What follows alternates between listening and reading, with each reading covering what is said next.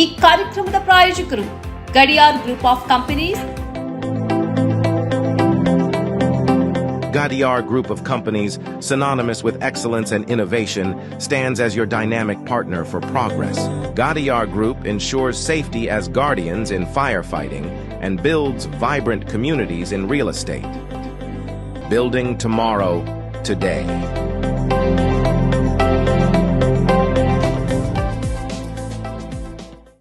Kudukoli petrol pump Perla ವಿಶ್ವಾಸಾರ್ಹ ಸೇವೆಗೆ ಅಬ್ದುಲ್ಲಾ ಮದುಮುಲೆ ಸಾರಥ್ಯದ ಪೆರ್ಲಾ ಕುಡುಕೋಳಿ ಪಂಪ್ಗೆ ಭೇಟಿ ನೀಡಿ. ರಾಜ್ಯ ಹೆದ್ದಾರಿ 64ರಲ್ಲಿ ನಿಮಗಾಗಿ ಕಾಯುತ್ತಿದೆ.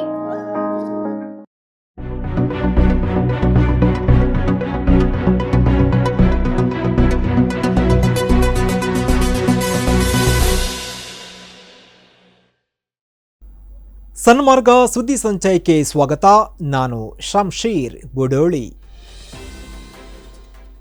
ಮಾಜಿ ಸಚಿವ ಎಚ್.ಡಿ. ರೇವಣ್ಣ ಹಾಗೂ ಸಂಸದ ಪ್ರಜ್ವಲ್ ರೇವಣ್ಣ ವಿರುದ್ಧ ಲೈಂಗಿಕ ಪ್ರಕರಣಕ್ಕೆ ಸಂಬಂಧಿಸಿ ಸ್ಥಳ ಮಹಜರು ನಡೆಸಲು ಸಂತ್ರಸ್ತೆಯನ್ನ ಎಸ್ಐಟಿ ತಂಡ ಹೊಳೆನರಸೀಪುರದ ಎಚ್.ಡಿ. ರೇವಣ್ಣ ನಿವಾಸಕ್ಕೆ ಕರೆತಂದಿತ್ತು.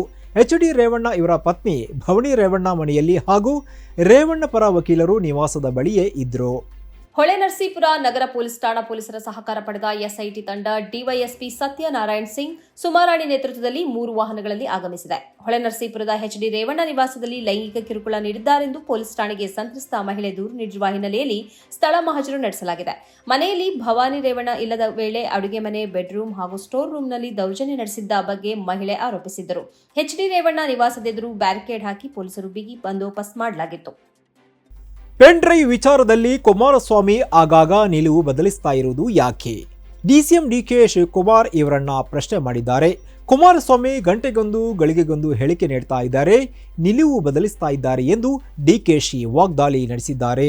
ಮೇ 7ರ ನಂತರ ಈ ಪ್ರಕರಣ ಎಲ್ಲಿಗೆ ಹೋಗುತ್ತೆ ಎಂದು ಎಲ್ಲರಿಗೂ ಗೊತ್ತು ಎಂಬ ಕುಮಾರಸ್ವಾಮಿ ಅವರ ಹೇಳಿಕೆ ಬಗ್ಗೆ ಪ್ರತಿಕ್ರಿಯಿಸಿ, ಮೇ 7ರವರೆಗೆ ಯಾಕೆ ಕಾಯಬೇಕು? ಇದರ ಮೂಲ ಏನು? ಇದರ ಹಿನ್ನೆಲೆ ಯಾರು ಎಂದು ನಾವು ಬಿಚ್ಚಿಡಬೇಕಾ? ಇದು ಅವರ ಕುಟುಂಬದ ಆಂತರಿಕ ವಿಚಾರ. ಈ ಬಗ್ಗೆ ಮಾಧ್ಯಮದವರು ವಿಶ್ಲೇಷಣೆ ಮಾಡಿದ್ದಾರೆ. ಕುಮಾರಸ್ವಾಮಿ ಅವರೇ, ಉಪ್ಪು ತಿಂದವರು ನೀರು ಕುಡಿಯಬೇಕು, ನಮ್ಮ ಕುಟುಂಬ ಬೇರೆ, ಅವರ ಕುಟುಂಬ ಬೇರೆ ಎಂದು ಹೇಳಿದ್ದಾರೆ. ಹಿಂದೆ ನಮ್ಮ ಕುಟುಂಬದವರಿಗೆ ಟಿಕೆಟ್ ನೀಡುವುದಿಲ್ಲ ಎಂದು ಹೇಳಿದ್ದೂ ಅವರೇ. ಪ್ರಜ್ವಲ್ನಿಂದ ತಪ್ಪಾಗಿದೆ, ಕ್ಷಮಿಸಿ ಎಂದು ಕ್ಷಮೆ ಕೇಳಿದ್ದೂ ಅವರೇ. ಆದರೆ ಕುಮಾರಸ್ವಾಮಿ ಈಗ ತಮ್ಮ ನಿಲುವು ಬದಲಿಸುತ್ತಿರುವುದೇಕೆ ಎಂದರು. ಪ್ರಜ್ವಲ್ ಲೈಂಗಿಕ ಹಗರಣದಲ್ಲಿ ಸಂತ್ರಸ್ತೆಯರಿಗೆ ನೆರವು ನೀಡಿ ಅವರಿಗೆ ಸಾಂತ್ವನ ಹೇಳಿ, ಜೊತೆಗೆ ಸಂತ್ರಸ್ತರು ನ್ಯಾಯ ಪಡೆಯಲು ಅಗತ್ಯ ಇರುವಂತಹ ಬೆಂಬಲ ಒದಗಿಸಿ ಎಂದು ಮುಖ್ಯಮಂತ್ರಿ ಸಿದ್ದರಾಮಯ್ಯ ಇವರಿಗೆ ಕಾಂಗ್ರೆಸ್ ನಾಯಕ ರಾಹುಲ್ ಗಾಂಧಿ ಮನವಿ ಮಾಡಿದ್ದಾರೆ. ಈ ಬಗ್ಗೆ ಸಿದ್ದರಾಮಯ್ಯರಿಗೆ ರಾಹುಲ್ ಗಾಂಧಿ ಪತ್ರ ಬರೆದಿದ್ದಾರೆ. ತಮ್ಮ ತಾಯಂದಿರು ಮತ್ತು ಸಹೋದರಿಯರಿಗೆ ನ್ಯಾಯ ಸಿಗುವಂತೆ ಮಾಡಲು ಹೋರಾಟ ನಡೆಸಬೇಕಾಗಿರುವುದು ಕಾಂಗ್ರೆಸ್ನ ಜವಾಬ್ದಾರಿಯಾಗಿದೆ. ಕೃತ್ಯಗಳಲ್ಲಿ ಭಾಗಿಯಾಗಿರುವ ಎಲ್ಲರನ್ನೂ ಕಾನೂನು ವ್ಯಾಪ್ತಿಗೆ ತಂದು ಅಪರಾಧಿಗಳಿಗೆ ಶಿಕ್ಷೆ ಕೊಡಿಸಬೇಕಾದ ಹೊಣೆಗಾರಿಕೆ ನಮ್ಮ ಮೇಲಿದೆ ಎಂದು ರಾಹುಲ್ ಹೇಳಿದ್ದಾರೆ. ತನ್ನನ್ನ ಸಹೋದರ, ಮಗನಂತೆ ಭಾವಿಸಿದ್ದ ನೂರಾರು ಮಹಿಳೆಯರ ಮೇಲೆ ಆರೋಪಿ ಲೈಂಗಿಕ ದೌರ್ಜನ್ಯ ಎಸಗಿದ್ದಾರೆ. ತನ್ನ ಕೃತ್ಯಗಳನ್ನು ತಾವೇ ವಿಡಿಯೋ ಮಾಡಿಕೊಂಡಿರುವ ಆತನಿಗೆ ಶಿಕ್ಷೆಯಾಗಬೇಕು ಎಂದಿದ್ದಾರೆ. ಪ್ರಜ್ವಲ್ ವಿದೇಶಕ್ಕೆ ಪರಾರಿಯಾಗಲು ಕೇಂದ್ರ ಸರ್ಕಾರವು ಇಚ್ಛೆಯಿಂದಲೇ ಸಹಕಾರ ನೀಡಿದೆ. ಆರೋಪಿಯನ್ನು ರಕ್ಷಿಸುತ್ತಿರುವ ಪ್ರಧಾನಿ ಮತ್ತು ಗೃಹ ಸಚಿವರ ನಡೆಯನ್ನ ಖಂಡಿಸಬೇಕು ಎಂದು ಪತ್ರದಲ್ಲಿ ಉಲ್ಲೇಖಿಸಿದ್ದಾರೆ. ಮಂಗಳೂರು ಅಂತಾರಾಷ್ಟ್ರೀಯ ವಿಮಾನ ನಿಲ್ದಾಣ ಕಚೇರಿಗೆ ಇಮೇಲ್ ಮೂಲಕ ಬಾಂಬ್ ಬೆದರಿಕೆ ಸಂದೇಶ ಬಂದಿದೆ. ಈ ಹಿನ್ನೆಲೆಯಲ್ಲಿ ವಿಮಾನ ನಿಲ್ದಾಣದಲ್ಲಿ ಪೊಲೀಸ್ ಬಿಗಿ ಭದ್ರತೆ ಏರ್ಪಡಿಸಲಾಗಿದೆ. ಈ ಇಮೇಲ್ ಉಗ್ರರ ಹೆಸರಿನಲ್ಲಿ ಬಂದಿದ್ದು, ವಿಮಾನ ನಿಲ್ದಾಣದ ಆವರಣದಲ್ಲಿ ಸ್ಫೋಟಕಗಳನ್ನು ಇಡಲಾಗಿದೆ. 3 ವಿಮಾನದಲ್ಲಿಯೂ ಬಾಂಬ್ ಇಡಲಾಗಿದೆ. ಕೆಲವೇ ಗಂಟೆಗಳಲ್ಲಿ ದೊಡ್ಡ ಮಟ್ಟದ ರಕ್ತಪಾತ ನಡೆಯಲಿದೆ. ಏಪ್ರಿಲ್ 29ರಂದು ಬೆದರಿಕೆಯ ಇಮೇಲ್ ಬಂದಿದ್ದು ತಡವಾಗಿ ಬೆಳಕಿಗೆ ಬಂದಿದೆ. ಸಂದೇಶ ಬಂದು ತಕ್ಷಣ ವಿಮಾನ ನಿಲ್ದಾಣದ ಅಧಿಕಾರಿಗಳು ಮಂಗಳೂರಿನ ಪೊಲೀಸರಿಗೆ ಮಾಹಿತಿ ನೀಡಿದ್ದಾರೆ. ಹಿರಿಯ ಅಧಿಕಾರಿಗಳ ಸೂಚನೆ ಮೇರೆಗೆ ಬೆದರಿಕೆ ಸಂದೇಶದ ಕುರಿತು ಬಜ್ಪೆ ಪೊಲೀಸ್ ಠಾಣೆಯಲ್ಲಿ ಪ್ರಕರಣ ದಾಖಲಾಗಿದೆ. ಕೋವಿಶೀಲ್ಡ್ ಲಸಿಕೆಯ ಅಡ್ಡ ಪರಿಣಾಮಗಳ ಬಗ್ಗೆ ಜನರು ಭಯಪಡುವ ಅಗತ್ಯವಿಲ್ಲ. ಲಸಿಕೆ ಎಂದ ಮೇಲೆ ಸಣ್ಣ ಪ್ರಮಾಣದ ಸೈಡ್ ಎಫೆಕ್ಟ್ ಇರುತ್ತೆ, ಆದರೆ ಜನರು ಏನೋ ಆಗಿಬಿಡುತ್ತೆ ಎಂದುಕೊಳ್ಳಬೇಕಾಗಿಲ್ಲ. ಸೀಮಿತ ಜನರಿಗೆ ಮಾತ್ರ ಗಂಭೀರ ಆರೋಗ್ಯ ಸಮಸ್ಯೆ ಕಂಡುಬಂದಿದೆ ಎಂದು ಆರೋಗ್ಯ ಸಚಿವ ದಿನೇಶ್ ಗುಂಡೂರಾವ್ ಹೇಳಿದ್ದಾರೆ. ಮಾಧ್ಯಮಗಳಿಗೆ ಈ ಕುರಿತು ಪ್ರತಿಕ್ರಿಯೆ ನೀಡಿದ ಸಚಿವರು, ಕರ್ನಾಟಕದಲ್ಲಿ ಕೋವಿಶೀಲ್ಡ್ ಲಸಿಕೆ ಪಡೆದವರಲ್ಲಿ ಈ ಬಗ್ಗೆ ಆರೋಗ್ಯ ಇಲಾಖೆಯಿಂದ ಪರಿಶೀಲನೆ ನಡೆಸಲಾಗಿದೆ. 4-5 ಜನರಿಗೆ ವ್ಯಾಕ್ಸಿನ್ ಪಡೆದ ಬಳಿಕ ಗಂಭೀರ ಆರೋಗ್ಯ ಸಮಸ್ಯೆ ಎದುರಿಸಿರುವ ಬಗ್ಗೆ ಮಾಹಿತಿ ಇದೆ. ಆದರೆ ಇದು ಲಸಿಕೆಯಿಂದಲೇ ಆಗಿದೆಯಾ ಅಥವಾ ಬೇರೆ ಆರೋಗ್ಯದ ಸಮಸ್ಯೆಗಳು ಕೂಡ ಕಾರಣವಾ ಎಂಬುದನ್ನು ನೋಡಬೇಕು ಎಂದರು. ಈಗಾಗಲೇ ವ್ಯಾಕ್ಸಿನ್ ಪಡೆದು 2 ವರ್ಷಗಳು ಕಳೆದು ಹೋಗಿವೆ. ಹೀಗಿರುವಾಗ ಈಗ ಅಷ್ಟೊಂದು ಅಡ್ಡ ಪರಿಣಾಮ ಆಗಲ್ಲ ಎಂಬ ಅಭಿಪ್ರಾಯಗಳು ಕೂಡ ಇದೆ. ವದಂತಿಗಳಿಗೆ ಜನರು ಕಿವಿ ಕೊಡಬಾರದು. ಸಮಸ್ಯೆ ಕಂಡು ಬಂದು ಅನುಮಾನಗಳಿದ್ದರೆ ಆಸ್ಪತ್ರೆಗಳಿಗೆ ಭೇಟಿ ನೀಡಿ ತಪಾಸಣೆ ಮಾಡಿಸಿಕೊಳ್ಳುವುದು ಉತ್ತಮ ಎಂದು ಸಚಿವ ದಿನೇಶ್ ಗುಂಡೂರಾವ್ ತಿಳಿಸಿದ್ದಾರೆ. ನರೇಂದ್ರ ಮೋದಿ ಅವರಿಗೆ ಅಧಿಕಾರದ ಅಮಲೇರಿದ್ದು ಅವರೊಬ್ಬ ಅರಮನೆಯಲ್ಲಿ ವಾಸಿಸುವ ಮಹಾರಾಜ. ಯಾರಾದರೂ ಮಾತನಾಡಿದರೆ ಅವರ ಧ್ವನಿಯನ್ನ ಅಡಗಿಸಿ ಬಿಡುತ್ತಾರೆ ಎಂದು ಕಾಂಗ್ರೆಸ್ ನಾಯಕಿ ಪ್ರಿಯಾಂಕಾ ಗಾಂಧಿ ವಾಗ್ದಾಳಿ ನಡೆಸಿದ್ದಾರೆ. ಗುಜರಾತ್ನ ಬನಸ್ಕಾಂತದ ಚುನಾವಣಾ ಪ್ರಚಾರದಲ್ಲಿ ಪಾಲ್ಗೊಂಡು ಮಾತನಾಡಿದ ಪ್ರಿಯಾಂಕಾ ಗಾಂಧಿ, ಪ್ರಧಾನಿ ಮೋದಿ ನನ್ನ ಸಹೋದರನನ್ನ ರಾಜ ಎಂದು ಕರೆದಿದ್ದಾರೆ. ನಾನು ನಿಮಗೆ ಹೇಳಬಯಸುತ್ತೇನೆ, ನನ್ನ ಸಹೋದರ 4,000 ಕಿಲೋಮೀಟರ್ ನಡೆದು ದೇಶದ ಜನರನ್ನ ಭೇಟಿ ಮಾಡಿ ಅವರ ಜೀವನದ ಸಮಸ್ಯೆಗಳೇನು ಅಂತ ಕೇಳಿದ್ದಾರೆ.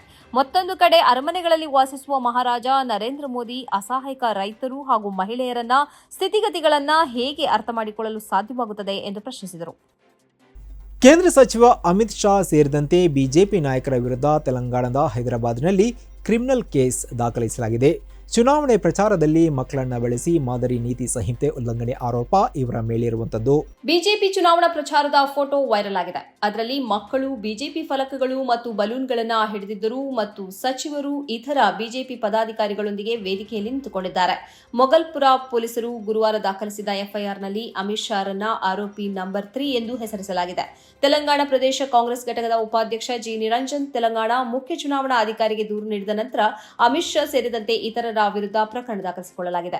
ಕೇಂದ್ರ ಗೃಹ ಸಚಿವ ಅಮಿತ್ ಶಾ ಮೇ 1ರಂದು ಹೈದರಾಬಾದ್ ಲೋಕಸಭಾ ಕ್ಷೇತ್ರದ ಚುನಾವಣಾ ರ್ಯಾಲಿಯಲ್ಲಿ ಭಾಗವಹಿಸಿದ್ದರು. ಅಲ್ಲಿ ವೇದಿಕೆಯಲ್ಲಿ ಅಮಿತ್ ಶಾ ಎದುರು ಓರ್ವ ಮಗು ಬಿಜೆಪಿ ಬಾವುಟ ಪ್ರದರ್ಶಿಸುತ್ತಿರುವುದು ಕಂಡುಬಂದಿದೆ. ಹೈದರಾಬಾದ್ ವಿವಿಯ ದಲಿತ ಸಂಶೋಧನಾ ವಿದ್ಯಾರ್ಥಿ ರೋಹಿತ್ ವೆಮುಲಾ ಸಾವು ಪ್ರಕರಣದ ಮರು ತನಿಖೆಗೆ ಚಾಲನೆ ದೊರಕಿದೆ. ರೋಹಿತ್ ಪರಿಶಿಷ್ಟ ಜಾತಿಗೆ ಸೇರಿದವರಲ್ಲ, ಅವರ ಜಾತಿಯ ಸತ್ಯ ಹೊರಬರಲಿದೆ ಎಂಬ ಭಯದಿಂದ ಆತ್ಮಹತ್ಯೆ ಮಾಡಿಕೊಂಡಿದ್ದರು ಎಂದು ತೆಲಂಗಾಣ ಪೊಲೀಸರು ತನಿಖೆ ಮುಚ್ಚುಗಡೆ ವರದಿಯಲ್ಲಿ ತಿಳಿಸಿದ್ದ ಬೆನ್ನಲ್ಲೇ ಈ ಬೆಳವಣಿಗೆ ನಡೆದಿದೆ. ವೇಮುಲಾ ಜನವರಿ 2016ರಲ್ಲಿ ಆತ್ಮಹತ್ಯೆ ಮಾಡಿಕೊಂಡಿದ್ದರು. ವೇಮುಲಾ ಕುಟುಂಬ ತಮ್ಮ ಜಾತಿ ಪ್ರಮಾಣ ಪತ್ರಗಳನ್ನು ಫೋರ್ಜರಿ ಮಾಡಿದೆ ಎಂದು ವರದಿ ಆರೋಪಿಸಿತ್ತು. ಆದರೆ ರೋಹಿತ್ ವೇಮುಲರ ತಾಯಿ ಹುಟ್ಟಿನಿಂದ ದಲಿತರಾಗಿದ್ದಾರೆ ಮತ್ತು ಇತರ ಹಿಂದುಳಿದ ವರ್ಗಗಳಿಗೆ ಸೇರಿದ ಮಹಿಳೆಯೊಬ್ಬರು ಅವರನ್ನ ದತ್ತು ಪಡೆದುಕೊಂಡಿದ್ದರು ಎಂದು ವೇಮುಲಾ ಕುಟುಂಬ ಹೇಳಿದೆ. ಈ ಪ್ರಕರಣದಲ್ಲಿ ಇನ್ನಷ್ಟು ವಿಚಾರಣೆ ಕೋರಿ ನ್ಯಾಯಾಲಯಕ್ಕೆ ಅರ್ಜಿ ಸಲ್ಲಿಸಲಾಗುವುದು ಎಂದು ಡಿಜಿಪಿ ರವಿ ಗುಪ್ತಾ ಹೇಳಿದ್ದಾರೆ. ಈ ಪ್ರಕರಣದ ಮುಚ್ಚುಗಡೆ ವರದಿಯನ್ನ ರಾಜ್ಯದಲ್ಲಿ ಕಳೆದ ವರ್ಷ ವಿಧಾನಸಭಾ ಚುನಾವಣೆ ನಡೆಯುವ ಮುಂಚೆಯೇ ಸಿದ್ಧಪಡಿಸಲಾಗಿತ್ತು ಎಂದು ಅವರು ಹೇಳಿದ್ದಾರೆ. ತೆಲಂಗಾಣ ಪೊಲೀಸರ ವರದಿಯಲ್ಲಿ ಪ್ರಕರಣದ ಆರೋಪಿಗಳಿಗೆ ಕ್ಲೀನ್ ಚಿಟ್ ನೀಡಲಾಗಿತ್ತು. ಇದುವೇ ಈ ಹೊತ್ತಿನ ಸನ್ಮಾರ್ಗ ಸುದ್ದಿ ಸಂಚಯ. ನಿರಂತರವಾಗಿ ನೋಡ್ತಾ ಇರಿ ಸನ್ಮಾರ್ಗ ನ್ಯೂಸ್. ಸುದ್ದಿಗಳ ಸಂತೆಯಲ್ಲಿ ಸತ್ಯದ ಮೊಂಬತ್ತಿ. ಇಂತಹ ಹಲವು ಸುದ್ದಿ ಮಾಹಿತಿ ವಿಶ್ಲೇಷಣೆಗಾಗಿ ಸನ್ಮಾರ್ಗ ನ್ಯೂಸ್ ಸಬ್ಸ್ಕ್ರೈಬ್ ಮಾಡಿ. ನಿರಂತರ ನೋಟಿಫಿಕೇಶನ್ ಪಡೆಯಲು ಬೆಲ್ ಐಕಾನ್ ಒತ್ತಲು ಮರೆಯದಿರಿ.